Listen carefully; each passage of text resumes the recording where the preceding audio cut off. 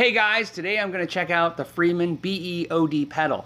It just came out last week. I saw it on the Pete Thorne review, which was an amazing review. And in fact, so good that I bought the pedal. And this is the first time for me. I actually bought my Plexi Drive by Carl Martin and my Sora Riot pedal and a plethora of other things because of Pete Thorne, because he's such an amazing player and reviewer and generally nice guy that I like watching his videos. The pedal is a new idea from Friedman. It's basically it's supposed to have the essence of the Brown Eye amplifier, basically a $2,700 amplifier, cloned and put into a $200 box. Now, $200 sounds like a lot for an overdrive pedal, but keep in mind it's cloning an amp that's almost $3,000. And what's interesting about this idea is I think this is going to be a new idea that you're going to see over and over again. It's not new to see an amp manufacturer make pedals. We've seen it from Vox and Marshall and Fender and everybody for decades and decades.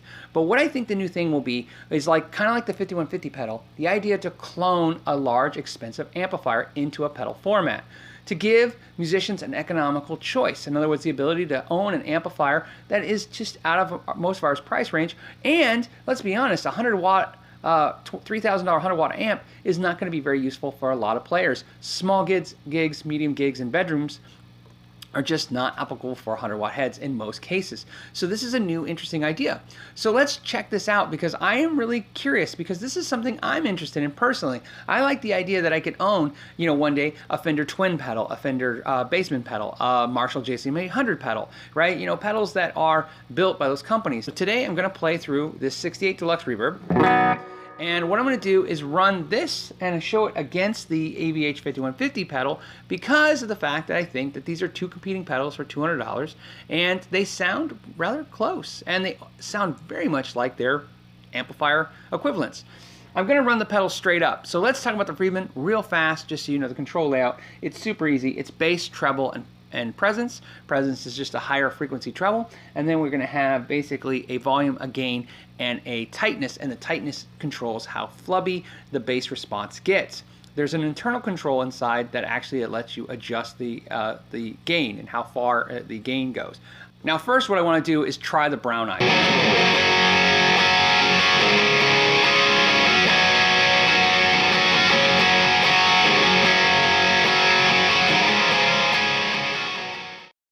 It is a pretty impressive pedal, I have to admit. Let's check out the 5150 in comparison.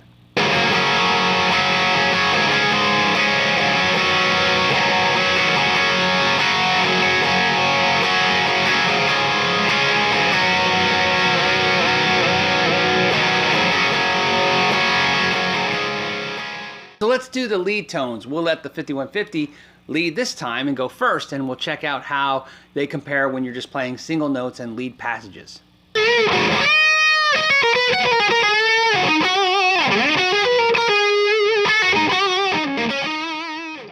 Okay, so now let's do the BEOD lead tones.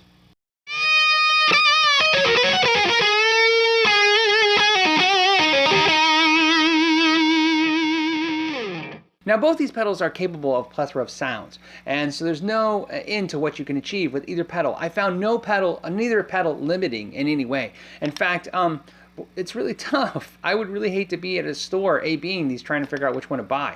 I'm not even sure which one I'm going to use more than the other. I like them both for different reasons. But what I thought let's do for fun is I've left the controls generally straight up for the most of the video, and I haven't messed with them very much, and I'm not going to do any more tweaking of the knobs, but what I want to do is just use the guitar's volume to see how they clean up. This was the highest gain settings. Well, they're both straight up, so they actually both go to much higher gain settings. The one thing I do want to point out about the Brown Eye that I thought was very interesting was as you turn the gain up and down, it doesn't change a whole lot. I'm not sure what that is and why it does that. It's very subtle, where the EVH is definitely dramatic in the gain control. So something to think about. But we're going to just see what other tone we can get. Let's see if we can just bring it down a hair using just the controls on the guitar.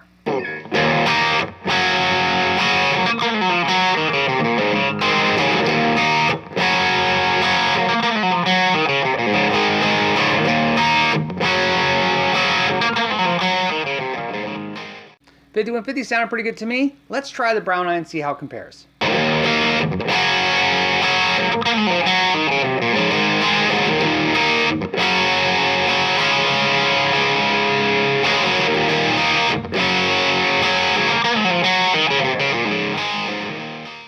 these amps are known for this heavy staccato kind of style. I want to really dig into that. I want to see how these amps react. The Friedman has more of that kind of mids like a Marshall compared to the 5150, which ironically both those amps, these pedals actually feel like the amps. The Friedman has that heavy chug with lots of gain, but a tight mid response. The 5150 kind of sounds a little bit more scooped, but has huge fullness and saturation. So let's see how they sound with some staccato riffs. We'll start with the 5150.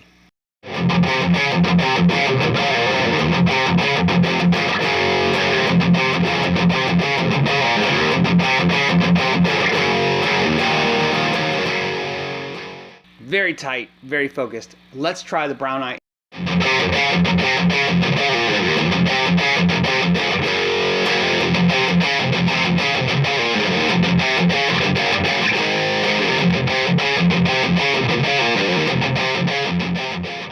Well, two very cool pedals for sure.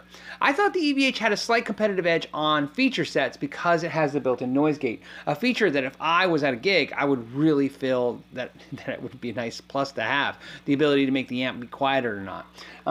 The other thing I thought was really cool is having the boost in case, like I said, you go to a single coil pickup. Again, another feature set on the pedal.